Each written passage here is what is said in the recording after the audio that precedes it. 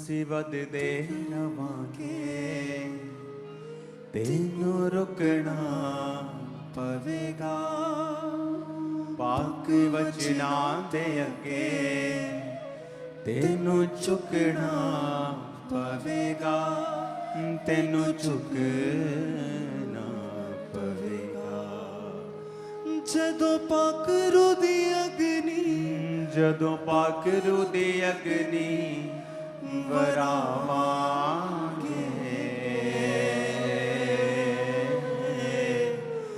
ਤੈਨੂੰ ਵਚਨਾਂ ਦੇ ਨਾਲ हरावांगे। खुदाबंद की स्पिरिट मेरी लेफ्ट हैंड साइड, एक सिस्टर को वो टच कर रहा है उसके माथे के ऊपर, एक सिस्टर को वो छू रहा है उसके पेट के खासकर गर्भाशय के हिस्से में। खुदाबंद का आत्मा आपको छूकर और हील कर रहा है राइट नाउ। परमेश्वर की उपस्थिति हमारे बीच में है। हीलिंग हॉल में खुदाबंद का आत्मा आपको छू रहा है। आप जहां भी हैं हीलिंग हॉल में अपनी बॉडी के ऊपर हाथ रखें राइट नाउ। टीम उन पे ऑयल लगाएं जो खास तौर पे ज़्यादा बीमार हैं, और परमेश्वर का आत्मा आपको छुए और पूरी रीति के साथ आज़ाद करे। सारे कमज़ोर शरीरों को मैं कमांड करता हूँ यीशु मसीह के नाम में कंप्लीट हो जाएं, और सारी कमियां आपके शरीर, ब्लड को, हार्मोन्स को, आपके बॉडी के एक एक सिस्टम को छोड़ के चली जाएं। आपके शरीर होल हो, कंप्लीट हो जाएं प्रभु यीशु मसीह के सामर्थ्य नाम में। हर तरह की पेन, हर तरह की एक्स्ट्रा ग्रोथ, हर तरह की रसौली, हर तरह की पथरियां, हर तरह के कैंसर डिजीज, हर तरह के HIV आपकी बॉडी को छोड़ के चले जाएं और लीव कर दे डेविल आपको right now in the name of Jesus. Out, सारी बीमारियां आउट हो और अब हील हो जाएं। सब तरह के सिर के रोग यीशु मसीह के नाम में श्रापित और आपकी बॉडी को छोड़ के चले जाएं। अपने माथे पे हाथ रखें और खुदाबंद का आत्मा आपको छुए। हर तरह के ब्लड के, हार्मोन्स की, हर तरह की जो बैलेंस होना चाहिए, जो अनबैलेंस है, जैसे आप अपना दाहिना हाथ अपने माथे पे रख रहे हैं वो चीजें बैलेंस हो रही हैं और आप हील हो रहे हैं।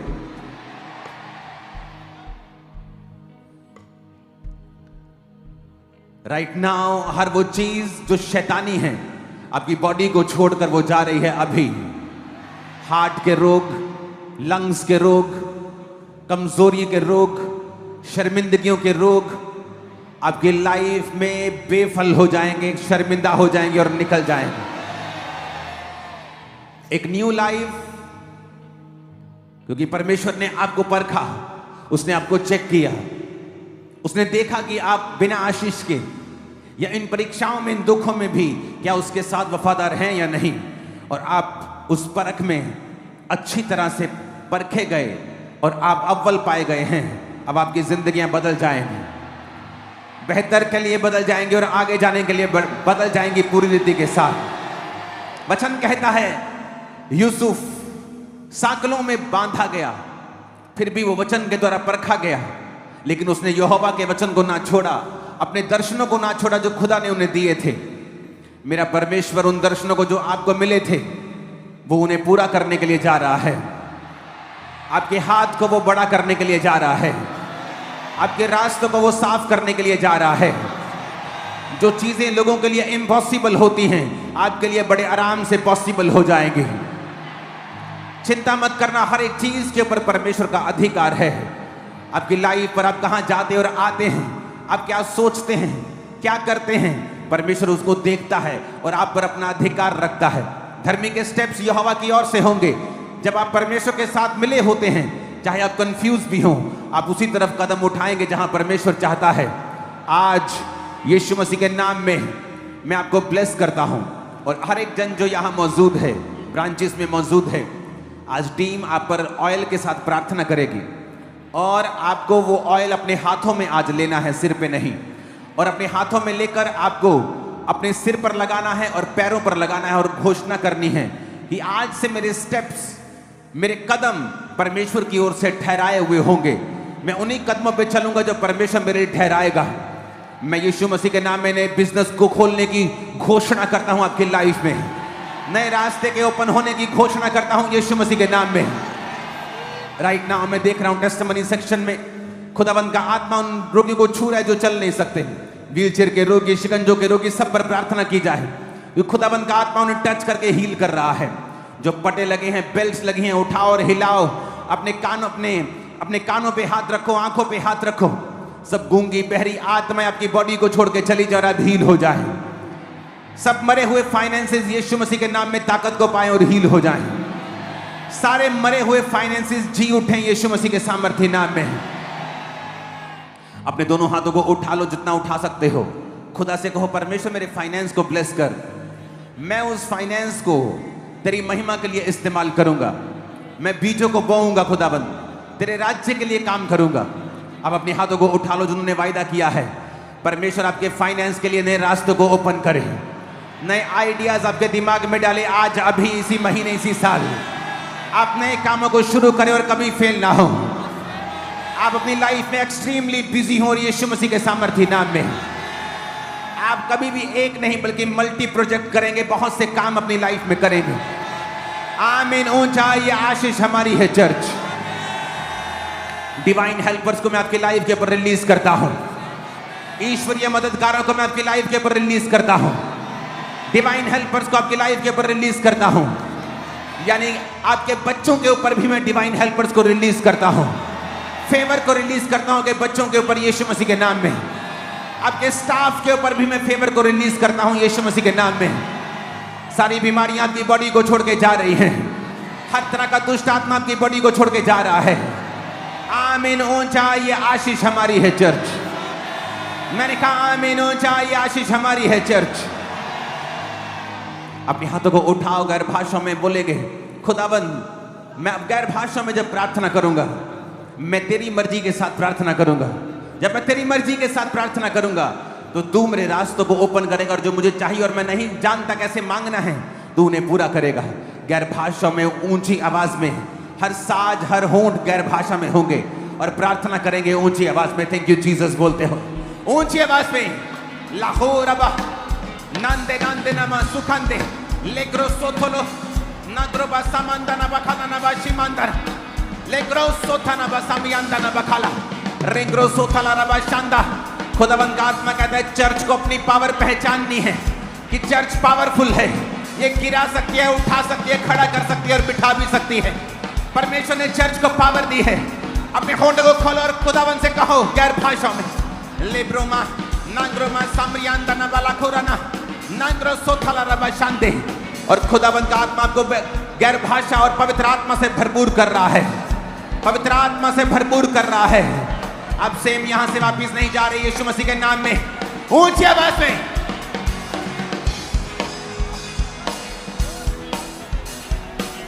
ऊंची आवाज में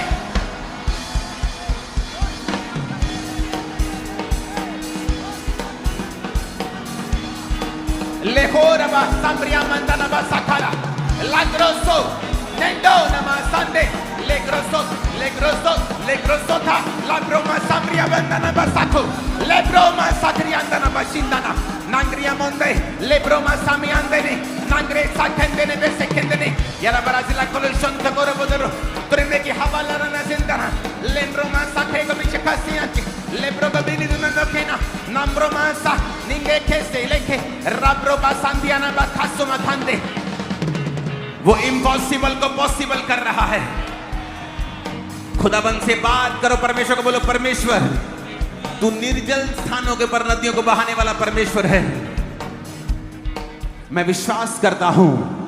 अपने दोनों हाथों को उठाओ कि आपकी लाइफ में जहां पर निर्जल है, स्थान है, मरुस्थल है, डिजर्ट है, वहां पर जैसे रेत है, खुदाबंद वहां नदियों को बहाने के लिए जा रहा है। ये प्रोफेटिक वर्ड है, ये मैं प्रार्थना नहीं कर रहा हूं।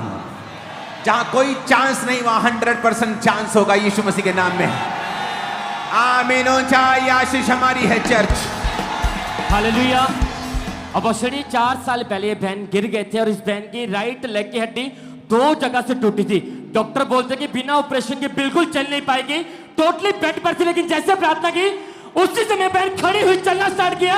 टूटी हड्डी को परमेश्वर ने जोड़ के इस बैंड को हील किया। और बॉसली ये भी बच्ची की बहुत बड़ी गवाही है। 10 साल इस बच्ची की उम्र है और इनको एक रोग हुआ था जिसकी वजह से इस बच्ची के लंग्स ने काम करना पूरी तरह से बंद कर दिया था और वेंटिलेटर के ऊपर थी हॉस्पिटल में, और डॉक्टर ने बोला था कि बचने के चांसेस नहीं है, इनकी आखिरी दिन है। 2 हॉस्पिटल में वेंटिलेटर के ऊपर आईसीयू में रखा गया। हालत इतनी ज्यादा बिगड़ गई कि मरने की तादाद में पहुंच चुके थे, लेकिन जैसे बॉसली अनॉइंटिंग ऑयल इन तक पहुंचाया गया, इनकी बच्ची के ऊपर अनॉइंटिंग ऑयल लगाया, वो मरे हुए लंग्स इस बच्ची के जी उठे और लंग्स के अंदर जो टीबी की बीमारी थी वो भी खत्म हो चुकी है।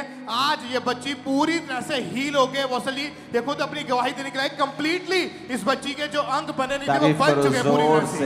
हालेलुया पसली, हालेलुया पसली। इसी तरह से 10 साल से इस भाई की दोनों आंखों में व्हाइट मोतिया था।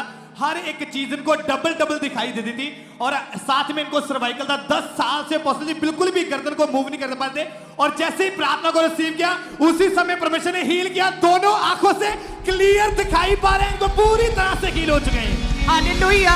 अपोस्टल जी, ये भाई कहते हैं कि मैं बाइक पे कहीं जा रहा था और जब गिरे तो कहते बाइक इंबैलेंस होने की वजह से पीठ पे बहुत भारी एक प्रभाव पड़ा।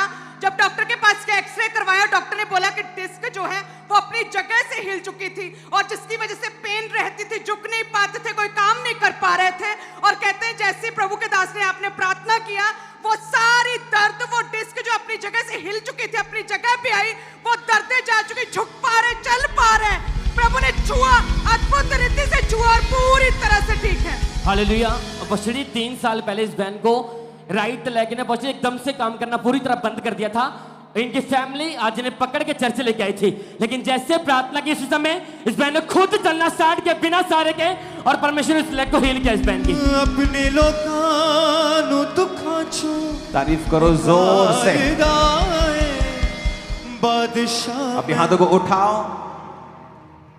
हमें प्रार्थना करनी है। खुदा ने कहा है ये, उसने कहा मैंने चर्च को पावर्स दी है बांधने की, खोलने की, उठाने की और गिराने की। अपने घुटनों के बाहर आकर अपनी बाइबल को पहले उठाओ और कहो आज जो कुछ मैं सुनूंगा मैं फलों को लेके आऊंगा। ऊंची आवाज में बात करो, टेस्टिमनीज बाद में देंगे, इकट्ठा करते जाओ। उठाओ अपने हाथों को, जो कुछ आज मैं सुनूंगा मैं फलों को लेके आऊंगा। इस वचन को अंधकार की शक्तियों को मैं मौका नहीं दूंगा कि वो चुराएं, क्योंकि मैं पूरा मन लगाकर इन्हें सुनूंगा और इनको मानूंगा। उठाकर अपने हाथों को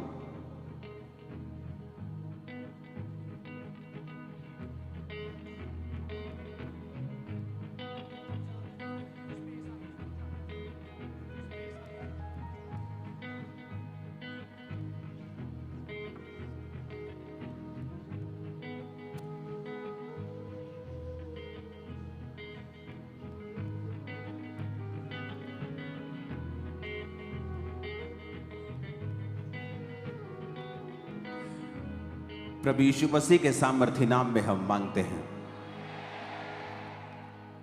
स्वागत है खुदाबंद की प्रेजेंस में। बारिश में भी बैठ जाओ, बैठ जाओ, बैठ जाओ। क्या हुआ? आवाज नहीं आ रही इनको? क्या आ रही है? आवाज सही आ रही है? ओके।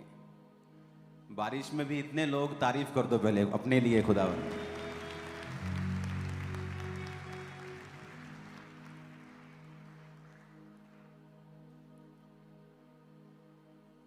अच्छा होगा अगर चर्च अपनी पावर को पहचान जाए। अपने पड़ोसी को बोलो, अपने अधिकारों को पहचान जाए। अच्छा होगा।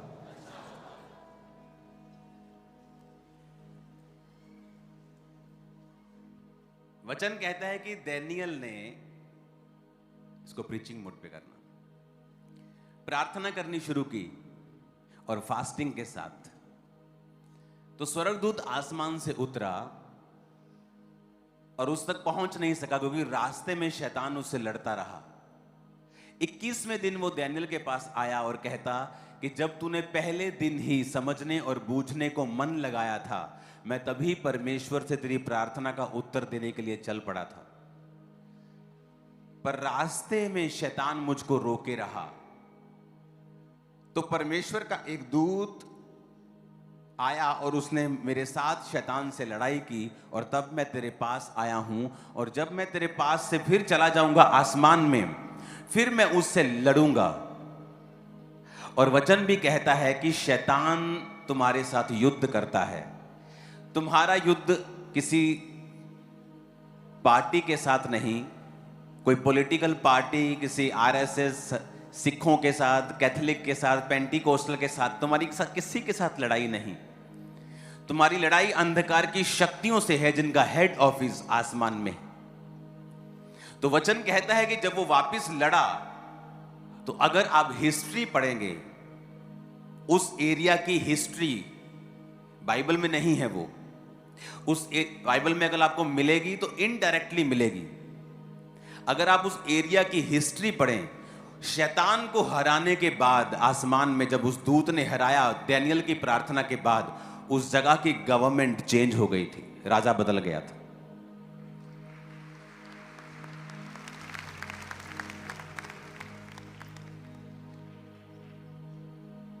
तो बहुत से मैसेजेस हैं जो आज मैं आपको परमेश्वर के दूंगा, तो मैं ये चाहता हूं आप बड़े ध्यान से उन्हें सुने। एक वीडियो प्रोफेटिक हम पहले देखेंगे जो परमेश्वर ने कहा था मुझसे पूरा होते हुए, हम उसे देखेंगे अपनी स्क्रीन के ऊपर। परमेश्वर अपने सच्चे दासों पर अपनी आने वाली बातों को प्रकट करता है, ताकि वह जो करने जा रहा है उसे सुनकर लोग सचेत हो सके और उसकी इच्छा के अनुसार चल सके। सालों से परमेश्वर के अभिषिक्त दास अपोस्टल अंकुर यूसुफ बोला जी बताते आ रहे हैं कि इकोनॉमी पे डिप्रेशन आएगा। तो आइए सुनते हैं इन भविष्यवाणी के शब्दों को।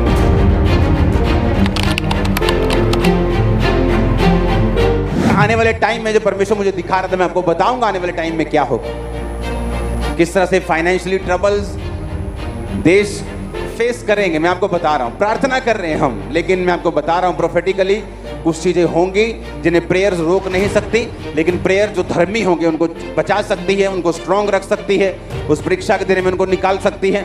लेकिन वो कुछ चीजें होंगी जो होंगी ही होंगी, कोई प्रेयर उन्हें रोक नहीं सकती।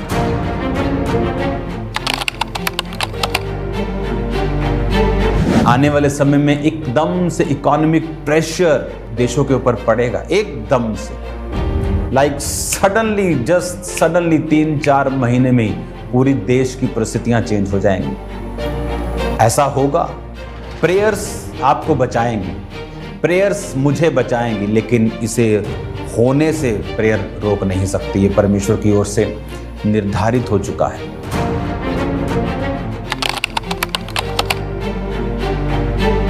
– 2025 हमें प्रार्थना करनी होगी, क्योंकि इकोनॉमी के ऊपर डिप्रेशन आएगा।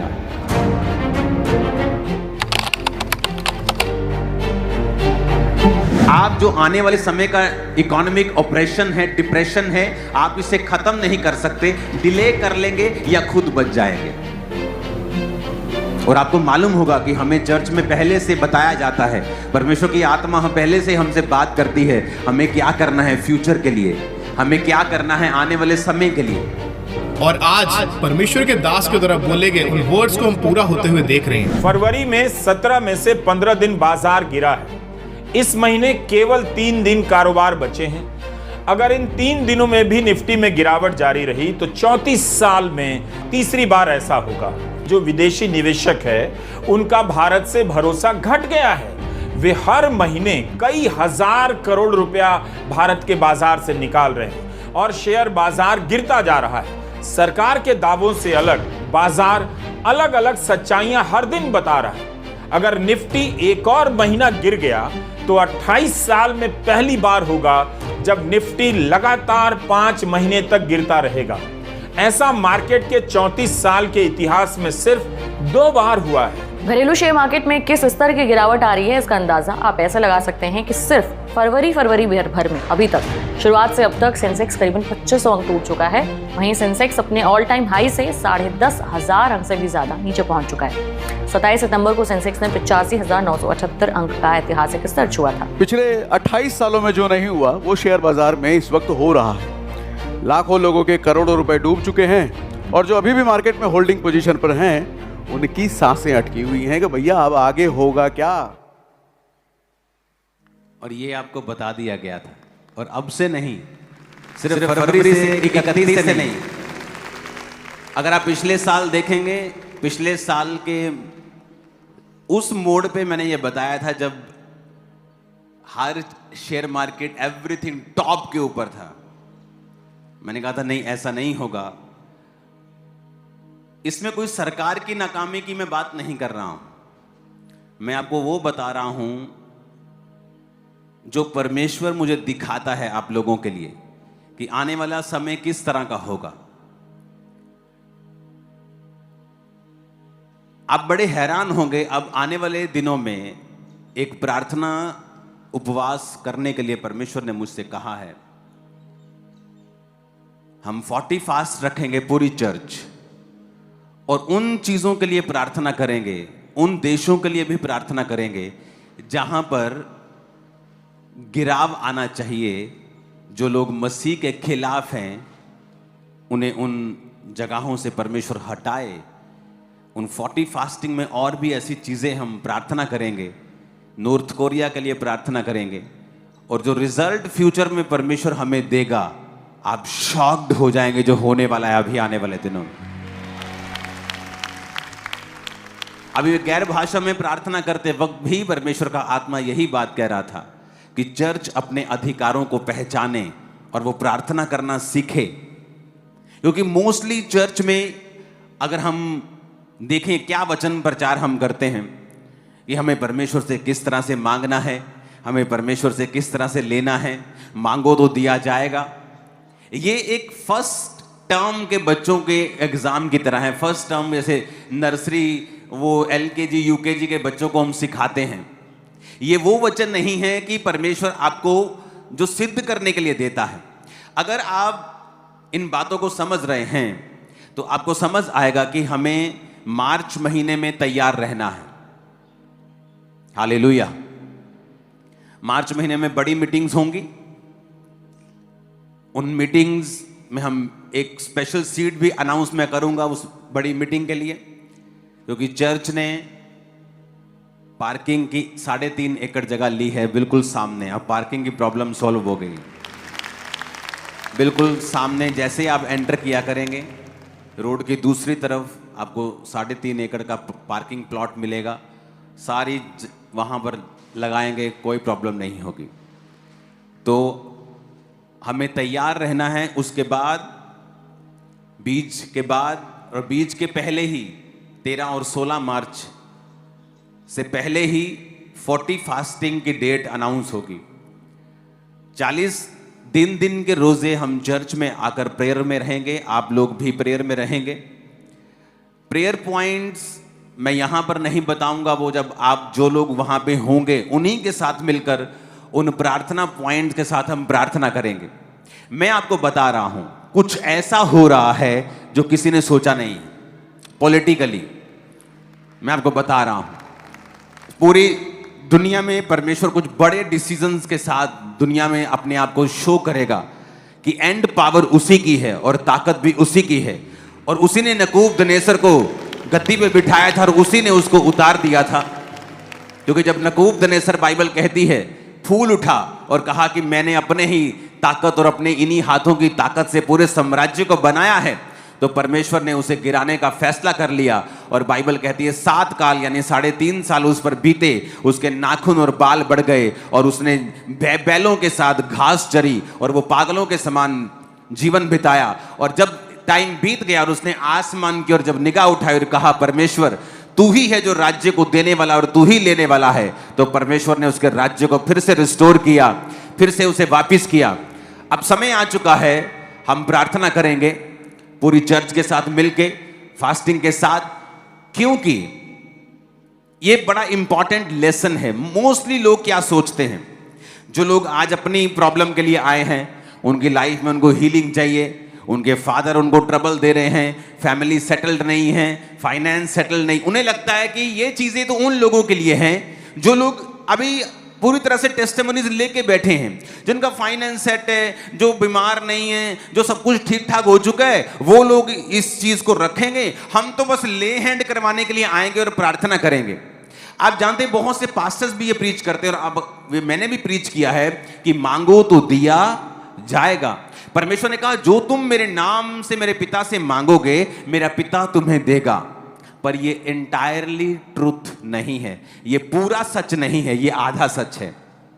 जब आप चर्च को आधा सच परोसते हैं तो चर्च को सुनने में अच्छा लगता है, और जब चर्च को सुनने में अच्छा लगता है वो सुन के चले जाते हैं, लेकिन जब प्रैक्टिकली उस वचन को वो फॉलो करना शुरू करते हैं, उनकी लाइफ में फिर रिजल्ट जब नहीं आता, फिर वो गिरते तो पाप में हैं लेकिन चर्च के मेंबर भी रहते हैं, और पास्टर को लगता है कि वो चर्च आ रहे हैं, everything is going well, but ऐसा नहीं होता है, क्योंकि आपको पूरा ट्रुथ, पूरा सच परोसना होता है। क्योंकि जैसे कई बच्चों को देते हैं ना, आप उनको प्लेट दीजिए खाने की, उसमें करेले भी हैं, उसमें हरी सब्जी भी है, उसमें आलू की सब्जी भी है, उसमें पूड़ी भी है, तो वो आलू पूड़ी खा लेंगे, करेला छोड़ देते हैं, कहते हैं हमें टेस्टी नहीं लगता, लेकिन उन्हें ये नहीं पता कि ये हरी सब्जी उनकी बॉडी के लिए बेनिफिशियल है।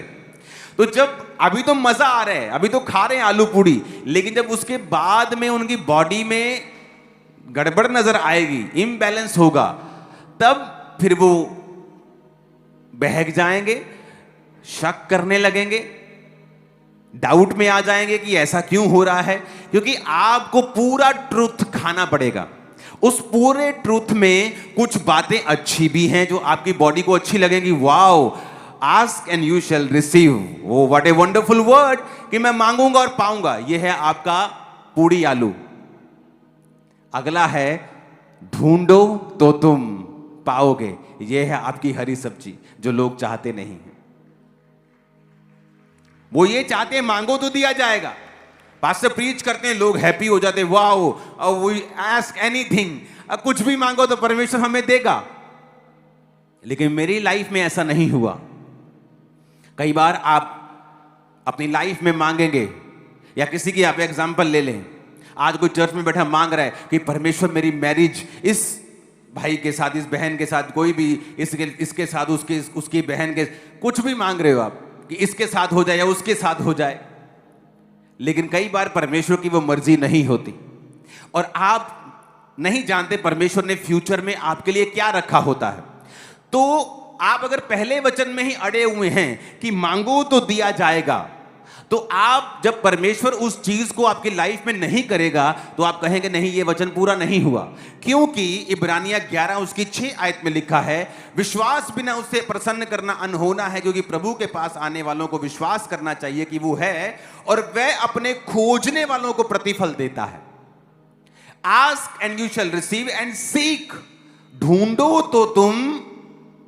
अब सेकंड पार्ट क्या होता है कि आपको परमेश्वर को ढूंढना होता है। अगर आप एक प्रार्थना कर रहे हैं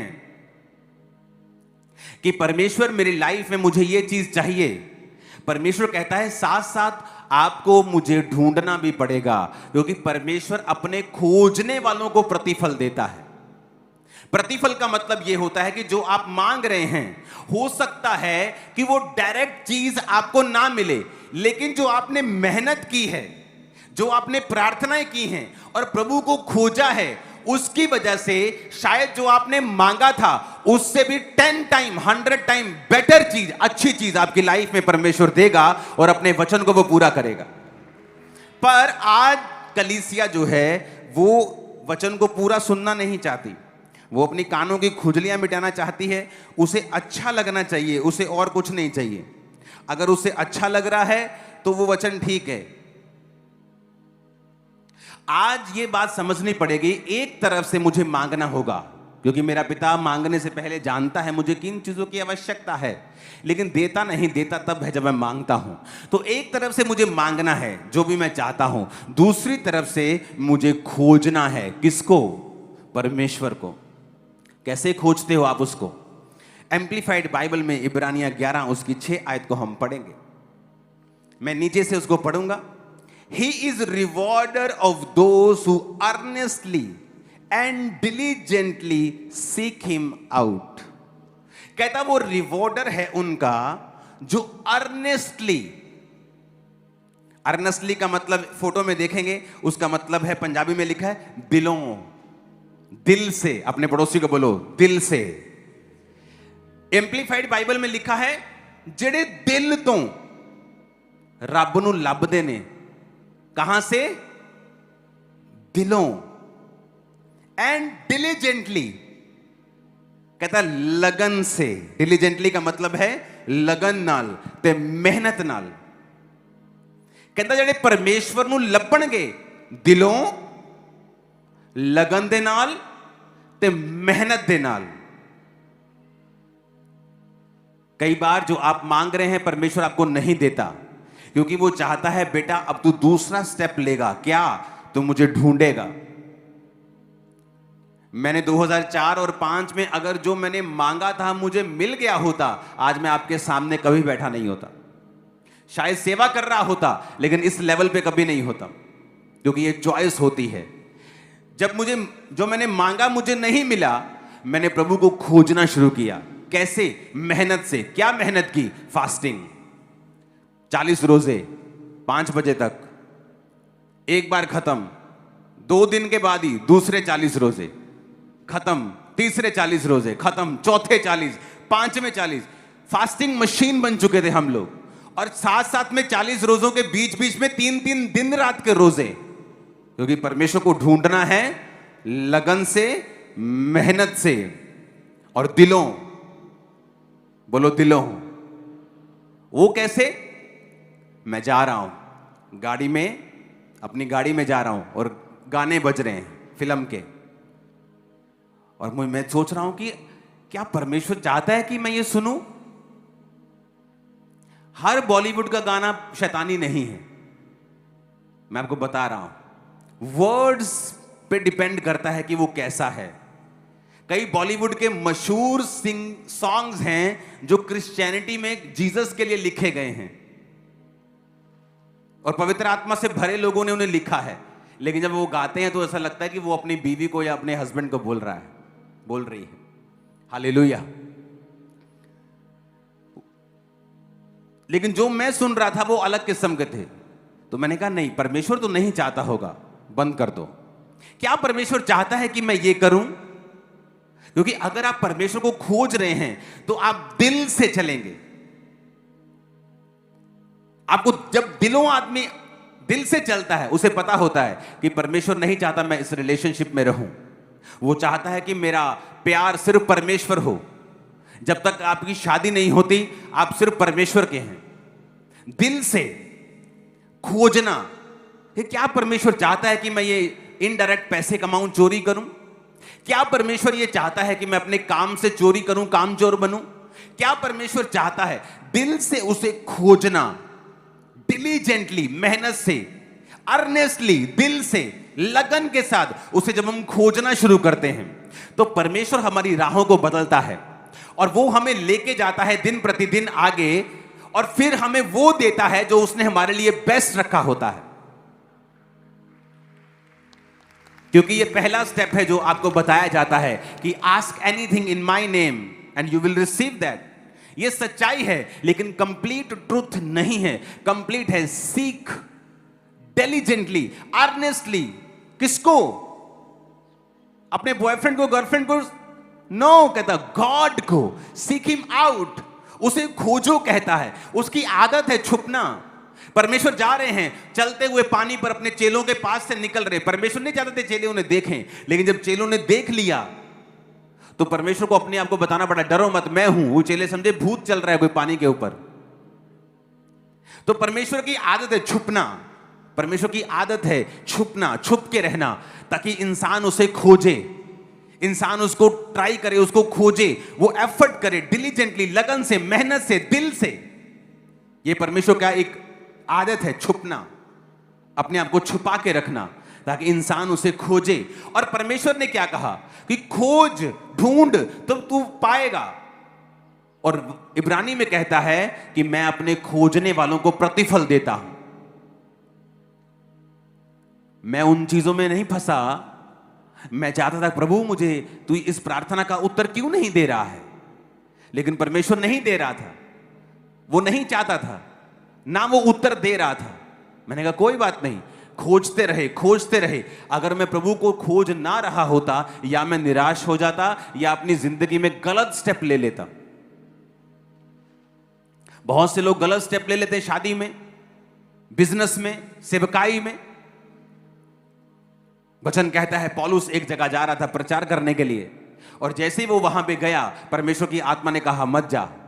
अगले शहर गया, परमेश्वर ने कहा मत जा। उसे कैसे परमेश्वर का आत्मा गाइड कर रहा है? क्योंकि वो परमेश्वर को खोज रहा है, साथ साथ प्रार्थना कर रहा है। उसके वचन में पढ़ के देखो, कहता मैं अपने शरीर को मारता कूटता और वश में लेके आता हूं कि जो मैं प्रचार कर रहा हूं उसके विषय में मैं निकम्मा ना ठहरूं। अपने बेटे स्पिरिचुअल सन तीमुथियुस को बता रहा है अपने कैरेक्टर में स्ट्रांग रहना है। जब भी वो पत्रियां लिख रहा है, मोस्टली वो आपके चरित्र और परमेश्वर के साथ आपका संबंध स्ट्रांग हो, इसके विषय में बात कर रहा है। हालेलुया। और कहता नॉक, खटखटाओ तो तुम्हारे लिए खोला जाएगा। खटखटाने का मतलब है नेवर गिव अप। कभी गिव अप मत करो परमेश्वर पर, कभी गिव अप मत करो। अगर उसने अलीशिबा को बूढ़ा कर दिया और बेबी नहीं दिया, लेकिन जब दिया तो वो जीसस का भी गुरु था, बैप्टिज्म दिया जीसस को। और जीसस ने कहा मुझे बपतिस्मा लेना है। यूहन्ना कहता नहीं गुरु, तू मेरा गुरु बन, तू मुझे दे। जीसस ने कहा मैं धार्मिकता को पूरा करूंगा और मैं भी किसी के नीचे रहूंगा। जब परमेश्वर आपको कुछ लेट कर रहा है, वो समथिंग वेरी पेक्यूलियर, बहुत यूनिक और बहुत ग्रेट कुछ आपकी लाइफ में बना रहा है, जो आपको वो देगा। बहुत ग्रेट, जो आप समझ नहीं पा रहे अभी। मांगो, ढूंढो और खटखटाओ। आप मांगो अपनी हीलिंग को। अगर वो नहीं हो रही तो इसका मतलब परमेश्वर एक्सपेक्ट करता है कि आप उसे ढूंढें, क्योंकि अगर वो हर बार आपको मांगने पे देता जाएगा, आप कभी अपने जीवन की कमियों की ओर ध्यान नहीं देंगे। आप कभी नहीं देखेंगे कि क्या कमी, कहां कमी है, क्या मैं करूं। क्योंकि जब मैं मांगने में मिलता नहीं था तो परमेश्वर ने मेरी कमियां दिखाई। तेरी मेहनत कम है, तेरी फास्टिंग कम है, तेरी प्रेयर कम है। फिर मैं उस दिशा की ओर चल पड़ा जहां मुझे लगन से, मेहनत से परमेश्वर को खोजना था। अपनी लाइफ को भी साथ साथ परमेश्वर के साथ चलाना था। हर वो चीज को कट करना था जो परमेश्वर की ओर से नहीं है। हालेलुया। तो ये एक जर्नी है, क्योंकि जब आप मांगते हैं और आपको मिलता नहीं है, तब आपको ये खोजना होगा कि मुझे प्रभु के करीब कैसे जाना है और मुझे अपने जीवन की कमियों को कैसे ठीक करना है कि मैं आगे बढ़ सकूं। नहीं तो फिर लाइफ में कंफ्यूजन रहेगी। आप मांगेंगे, मिलेगा नहीं, और आप बीच में स्टक हो जाएंगे। आप बीच में अड़ जाएंगे आप, क्योंकि अब आपको ये नहीं पता कि मैं मांग रहा हूं पर मुझे मिल नहीं रहा। अब मैं ना आगे जा पा रहा हूं ना पीछे जा पा रहा हूं।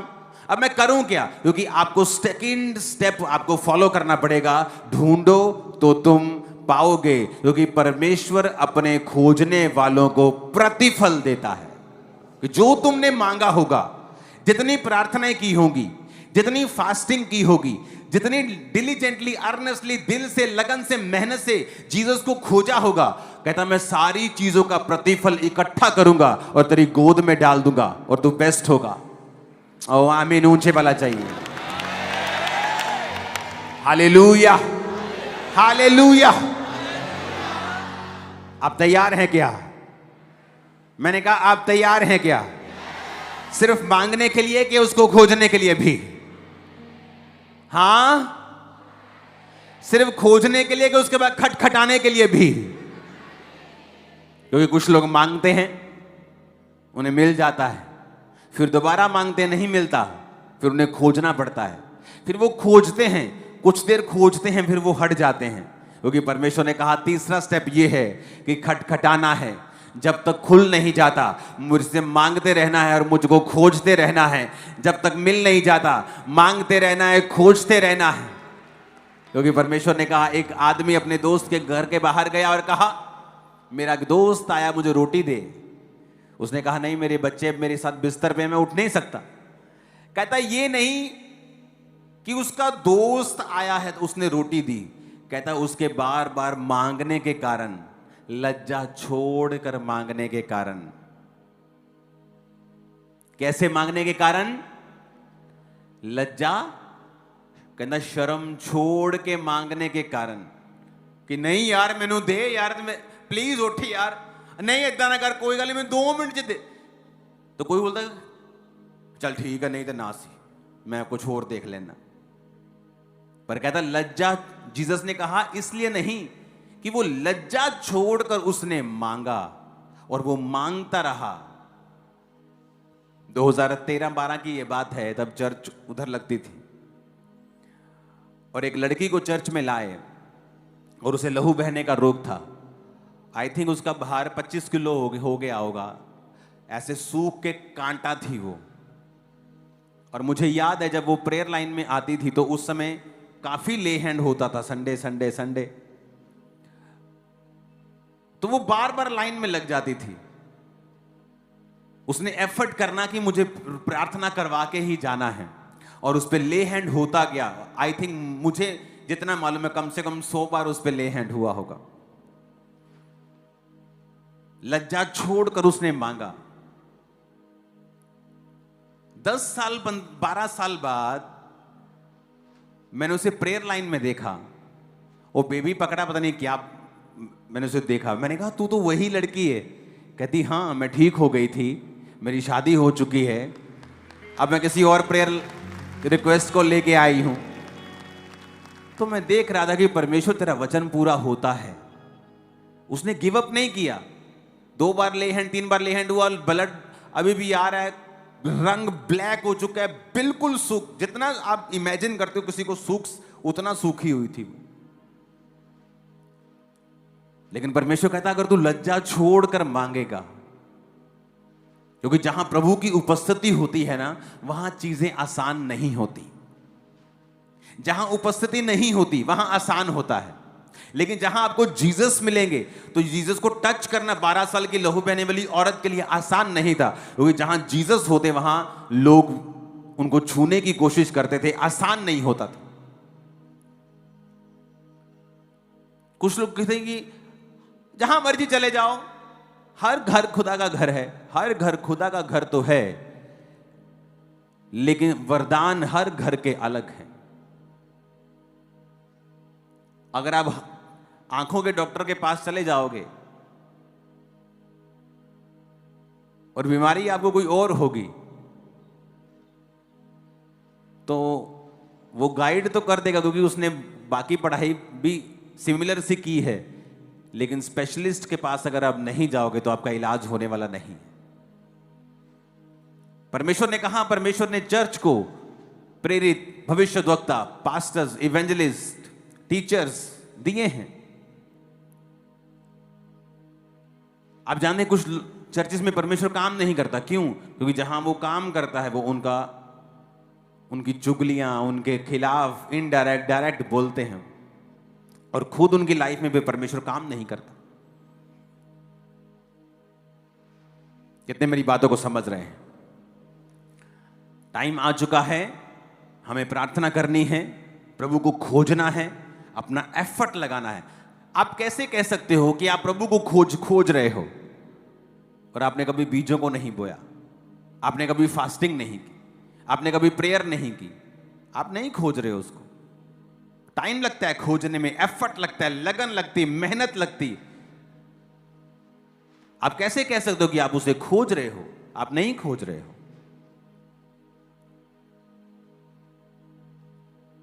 आई थिंक ये पहला बारिश का सीजन है जब चर्च अंदर है, टेंट नहीं है। हालेलुया, आराम से बैठे हैं, कोई टेंशन नहीं। हालेलुया। बनाने को कब कट कुछ डाल देते, लेकिन जब कुछ बड़ा करना होता है तो टाइम लगता है।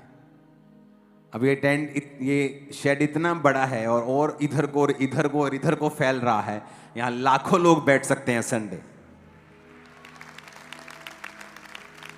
तो जब बड़ा करना होता है आपको परमेश्वर एक अलग तरीके से लेके जाता है, वो आपको अलग रीति के साथ गाइड करता है। तब लोगों को मुश्किल लगती है, लेकिन इसलिए मैं कहता हूं अपने अगुओं पर भरोसा रखना सीखो, क्योंकि जिस जगह फिर आप पहुंचोगे वो बेस्ट होगा। आमीन। इन 40 रोजों में हम प्रार्थना करेंगे इकोनॉमी के लिए भी, और मेरा बिलीव है ये ऊपर आएगी, हमारा देश ब्लेस होगा और बढ़ेगा। क्योंकि आप नहीं जानते, मैं आपको फिर कह रहा हूं, आपको शायद ये समझ नहीं है, आप नहीं जानते आपकी प्रेयर में कितनी पावर है। आप नहीं जानते, अभी नहीं जानते आप। हालेलुया।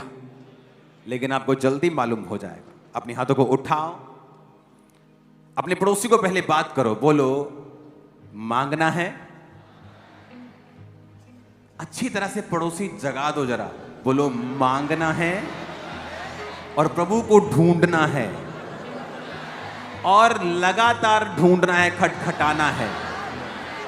तू मांगेगा, ढूंढेगा, लगातार खटखटाएगा तो परमेश्वर तुझे प्रतिफल देगा, तेरी प्रार्थना का उत्तर आएगा। आमीन, आमीन। आप तैयार हैं खुदा को ढूंढने के लिए? अपने हाथों को उठाओ, थैंक यू जीसस बोलो। ले हैंड की कुर्सी लेके आओ। आज ये इंस्ट्रक्शंस हैं आपके लिए। ऑयल अपने हाथों पे लेना है, अपने पैरों को मसा करना है और प्रभु को वचन इकरार करते हुए कहना है कि आज से मेरे पांव, मेरे कदम अभिषिक्त होंगे, मेरे स्टेप्स तू ठहराएगा और मेरी अगुवाई करेगा। हाथों को उठाओ, ऑयल लेके आओ ऑफिस से, लेहन टीम को दे दो। लेहन टीम अपनी तैयारी कर लो।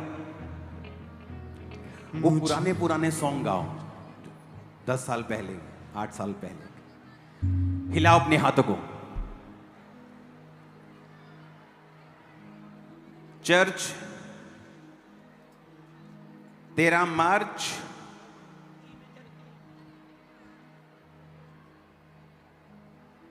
और 16 मार्च को स्पेशल सीड सर्विस होगी, आपको भूलना नहीं है।